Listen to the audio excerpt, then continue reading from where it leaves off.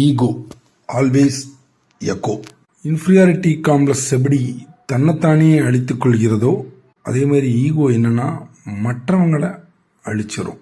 நம்மக்கிட்ட இருக்க ஈகோ நானே பெரியவன், நான் தான் பெரியவன் என்ற எண்ணத்தை ஒரு அதிகாரத்தை தன்னை சுற்றி இருக்கவங்க மேல செலுத்த ஆரம்பிக்கும். அவங்க நம்ம விட திறமையாகவோ நம்மை விட ஏதோ ஒரு இடத்துல அவங்க புத்திசாலித்தனமாகவோ வேற ஏதோ ஒரு இடத்துல அவங்க அதை வெளிப்படுத்தும் போது அவங்கள டெஸ்ட்ராய் பண்ண சொல்லி அந்த ஈகோ நமது எண்ணங்களை தூண்டும். அது அக்செப்டன்ஸ் வராது. Without acceptance ego will growth. எப்ப நீங்க ஏற்றுக்கொள்ளக்கூடிய பக்குவம் இல்லை அப்படின்னா அது நம்மளுடைய ஈகோ தான். அது நிறைய பேர் என்னன்னா அதை ரியலைஸ் பண்ண முடியாத ஒரு சுழல்ல சிக்கியிருக்கக்கூடிய சூழல் இருக்கும். நம்ம விட சின்னவங்களா இருந்தா அவங்க சொல்றது சரியான முடிவுகளா ஜஸ்டிஸா இருந்தா கூட மனம் ஏற்றுக்கொள்ளாது.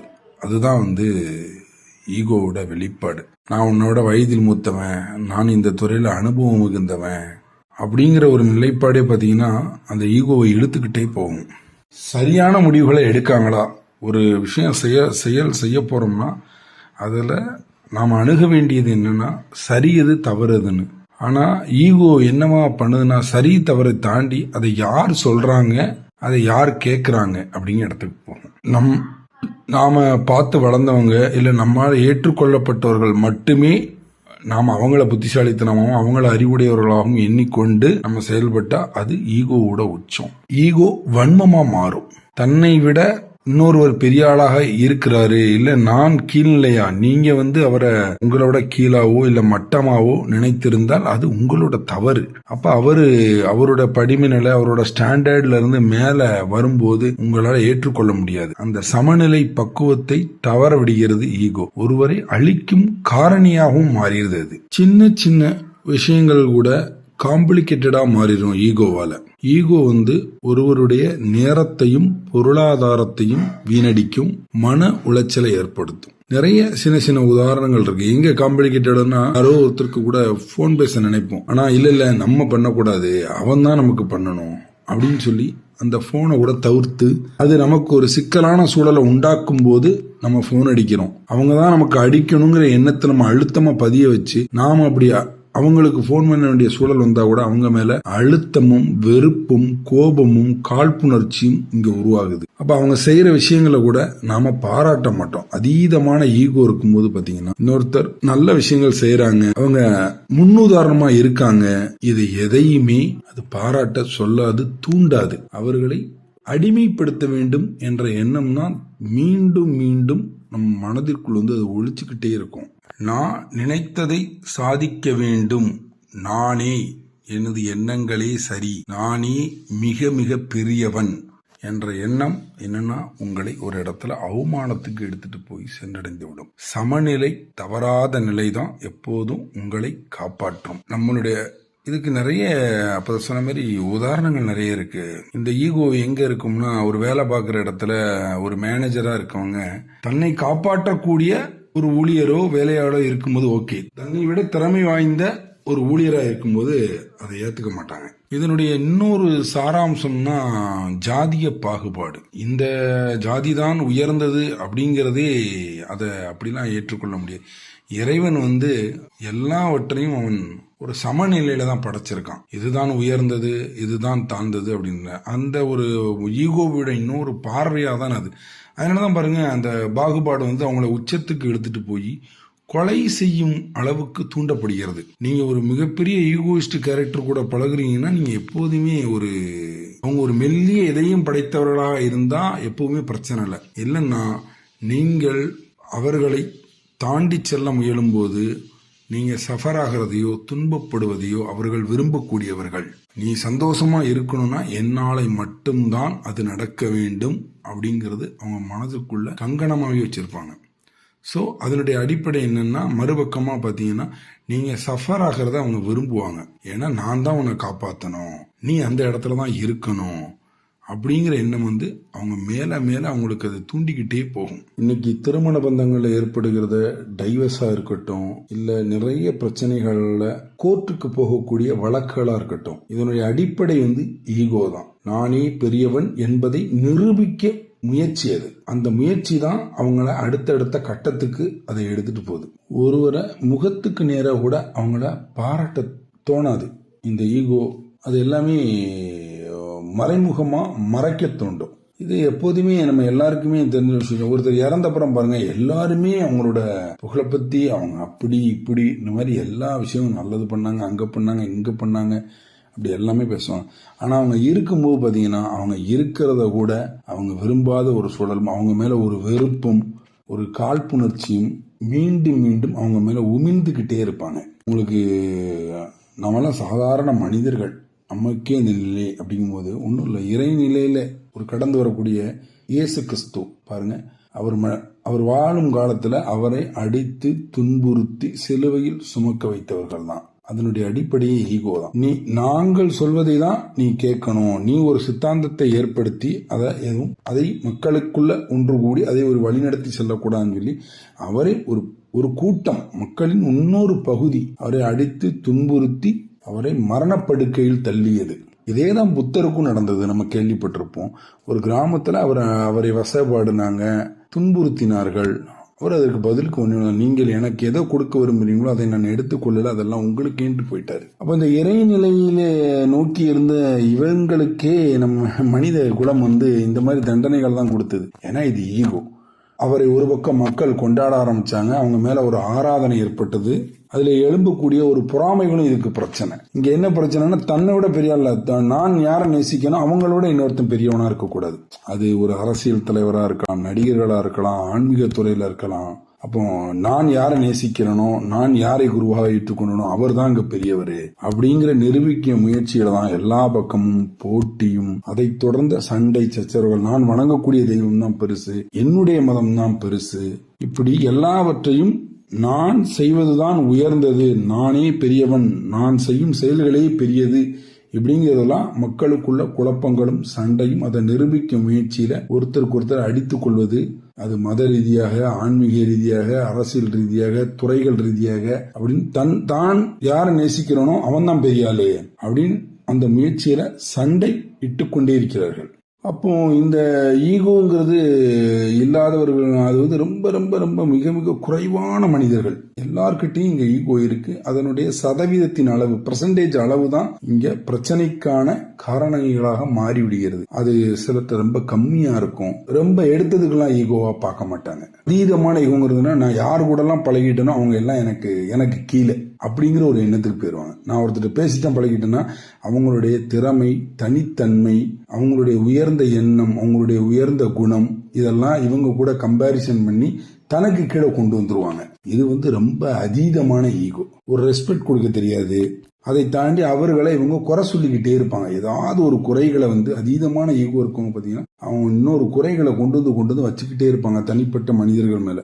ஏன்னா அவங்க மேல மற்றவர்கள் அதீதமான ஒரு அன்போ, அவங்களை நோக்கி நெருங்கியோ போயிடக்கூடாதுங்கிற இவங்க விழிப்புணர்வா ஒரு குறைகளை சுமந்து வந்து சொல்லிக்கிட்டே இருப்பாங்க. அவங்கள பத்தின எந்த ஒரு கிரெடிட்ஸும், ஒரு நல்ல விஷயங்களை இவங்க எடுத்து சொல்லி பண்ணவே மாட்டாங்க. அதே ஈகோ ரேஷியோல தனக்கு சமமா நினைக்கும் போது என்னன்னா, தன்னை தாண்டி விடக்கூடாதுங்க ஒரு விழிப்புணர்வு தான் இருக்கணும். அந்த ஏரியாவிலேயே அந்த ரேஷியோவை மெயின்டைன் பண்ணிக்கிடுவாங்க. இல்ல அவன் விட்டாலும் நானும் இப்படிதான், அவனும் என்ன மாதிரி தான், நீங்க இந்த மாதிரி நல்ல ஒரு ஸ்மார்ட், ஒரு பிரில்லியண்டா இருக்கீங்கன்னா நானும் அந்த மாதிரி தான் பிரில்லியண்ட், நீங்க என்ன மாதிரி இருக்கீங்க அப்படி கொண்டு வந்துருவாங்க. அதை ஒரு சிலர் பாத்தீங்கன்னா தான் பழகும் குடும்பம், அதாவது கணவன், மனைவி, தன் குழந்தைகள், இவர்கள் மேல அதிகாரத்தை செலுத்த ஆரம்பிப்பாங்க.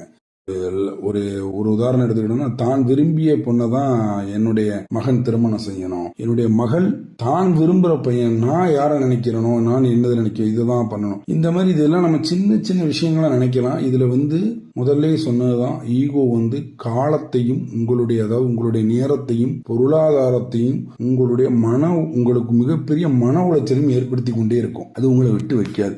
இதற்காக நீங்க போராடிக்கிட்டே இருக்கணும். சின்ன சின்ன விஷயங்கள் கூட மிக பெருசா காம்ப்ளிகேட்டடா போய் சிம்பிளா முடிய வேண்டிய திங்ஸ், ஒரு போன் பண்ணா அது முடிஞ்சிடும். அதை ஒரு வாரம் எடுத்திருப்பாங்க. சாதாரணமா ஒரு எதிர் வீட்டுல இருப்பாரு, அவர்கிட்ட நம்ம ஒரு வார்த்தை கேட்டிருந்தோம்னா அந்த சின்ன பிரச்சனைகள் ஈஸியா முடிஞ்சிருக்கும். அதை நம்ம கேட்காம அதை பல மாதங்கள் பல வருடங்கள் இப்படிலாம் எடுத்துட்டு போறதுதான். இதுலதான் இவங்க பிரிஞ்சிடுறாங்க, சண்டையிடுறாங்க.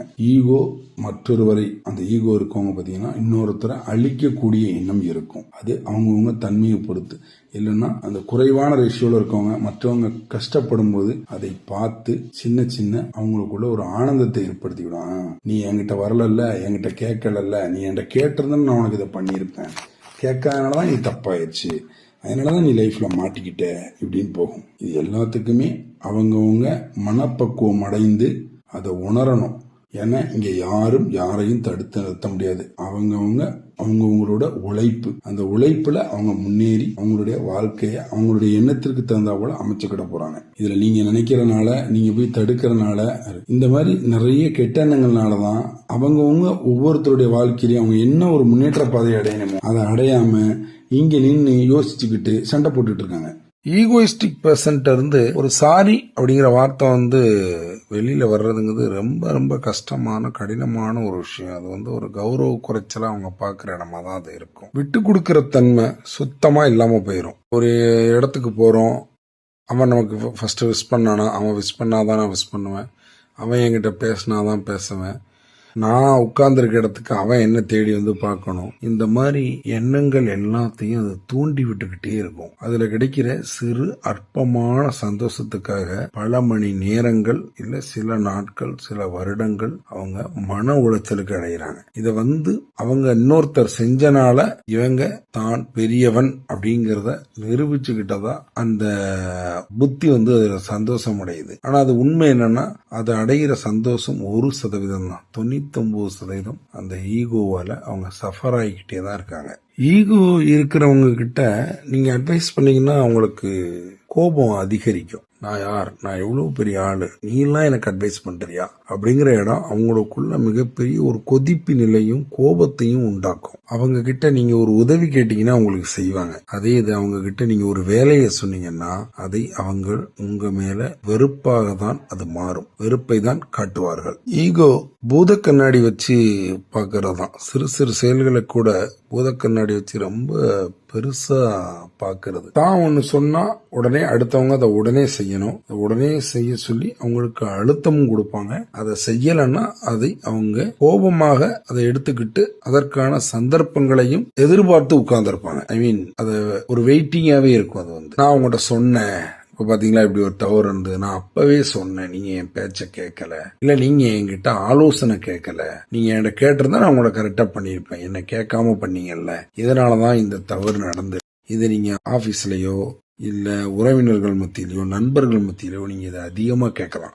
அதை மீண்டும் மீண்டும் அவங்களோட 2 பக்க காதலையும் போய் சொல்லிக்கிட்டே இருப்பாங்க. நீ என்கிட்ட கேட்டு பண்ணிருக்கணும், என்கிட்ட கேட்காம பண்ணிட்ட, அதுதான் மிகப்பெரிய தவறுல போய் முடிஞ்சிருச்சு அப்படின்னு அவங்கள மிகப்பெரிய ஒரு இன்ஃபீரியாரிட்டி காம்ப்ளெக்ஸ்குள்ள தள்ளிரும். இது ஒரு 2 டைப்ஸ் வேரியேஷன் தான். நம்ம முன்னாடியே பேசின ரேஷியோல இதுவும் வரும். Silent ego, violent ego. Silent ego அப்படிங்கிறது என்னன்னா, தன்னை அந்த வளையத்துக்குள்ள அவங்கள கொண்டு வந்துருவாங்க. அவங்க இருக்கிற வளையத்துல அவங்க ஒரு மைய புள்ளியா மாறுறதுக்கான விஷயங்களை மிக அழகா மெதுவா காய் நகர்த்துவாங்க. அதற்கான பலன்களோ இல்ல எதிர்வினையோ நடக்கும்போது பாத்தீங்கன்னா வெறுப்பேத்துற செயலை அவங்க பண்ண ஆரம்பிச்சிருவாங்க.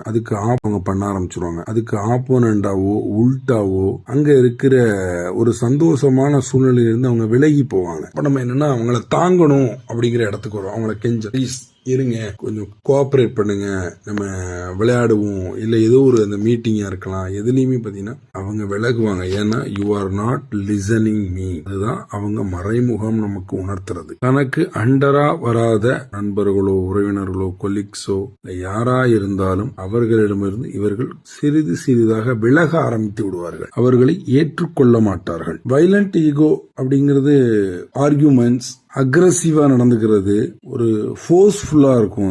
அது அப்படியே அது எக்ஸ்டன் ஆகி ஒரு ஃபைட் அப்படிங்கிற இடத்துக்கு அது கொண்டு போய் நிப்பாட்டிடும். அதுல எந்த அளவுக்கு உச்சம் போக முடியுமோ அது தன்னை நிரூபிக்கிறதுக்காக அவங்க அதை பண்ணிக்கிட்டே தான் இருப்பாங்க. அது டிபெண்ட் த ரேஷியோஸ். அந்த ரேஷியோஸ்ல அவங்க மனித நேயத்தை கூட இழந்துடுறாங்க. பிற மனிதர்களுடைய உணர்வுகளுக்கு மதிப்பளிக்கும் தன்மையவே இழந்துருவாங்க. தான் நினைத்ததை சாதித்து கொள்ள வேண்டும். அலட்சியத்தின் உச்சமா இருப்பாங்க. ஈகோ மத்தவங்களை பத்தி யோசிக்க தோணாது. அவங்க தேவைன்னா என்கிட்ட வந்து நிக்கட்டும், நான் அவங்களுக்கு தேவையானதை செய்யறேன். அவங்களுக்கான மரியாதையில காம்ப்ரமைஸே ஆக மாட்டாங்க. அவங்களுக்கு தேவை, அதாவது அளவுக்கு அதிகமான மரியாதை கிடைக்கணும்.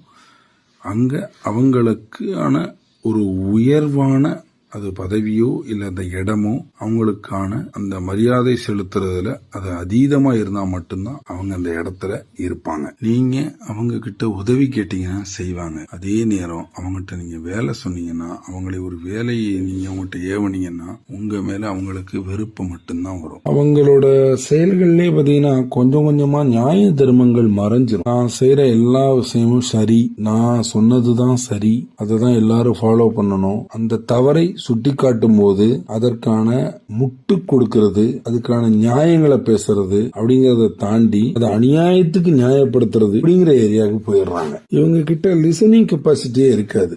மற்றவங்க என்ன சொல்றாங்க அப்படிங்கறத தாண்டி நான் என்ன நினைக்கிறேன், நான் என்ன பண்ணணும். மற்றவங்க பேசுறதையோ சொல்றதையோ இந்த காதலை வாங்கி அந்த காதலை விட்டுருவாங்க.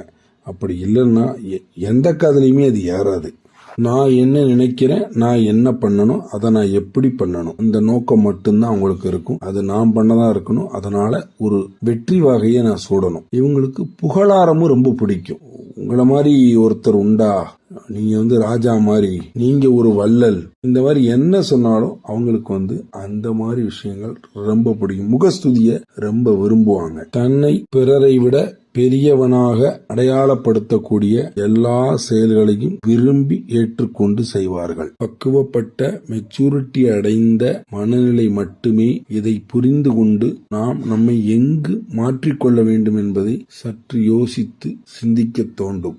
நீங்க இமயமலை ஏறுறீங்க, ஒரு எவரெஸ்ட்னு வச்சுக்கோங்க. உங்களுடைய பயணம் எவரெஸ்ட நோக்கி போகுது. கூட ஒரு 10 பேர் போறீங்க. நீங்க வேகமா ஏறி எவரெஸ்ட கடக்கணுமே தவிர வழியில ஒவ்வொரு இடத்துலயா நின்னுகிட்டு ஒவ்வொருத்தர் கூடி சண்டை போட்டுக்கிட்டே இருந்தீங்கன்னா, இல்ல அவன் உங்களோட வேகமா போறான்னா நம்ம தூங்கும்போது முன்னாடி போய் முள்ளு போட்டுருவோம், அவன் காலில் முள்ளு குத்திரும்.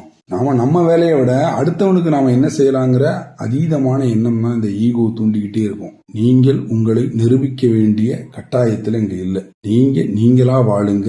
உங்க மேல உங்க நம்பிக்கை வைங்க. நீங்க யாரையும் இங்க நம்பணும் அவசியம். நீங்கள் உங்களை நம்புங்கள், நீங்கள் செயல்படுங்கள், உங்களது மனதை தூய்மைப்படுத்திக் கொள்ளுங்கள். வாழ்க்கை வெற்றியின் வசமாகும். நன்றி.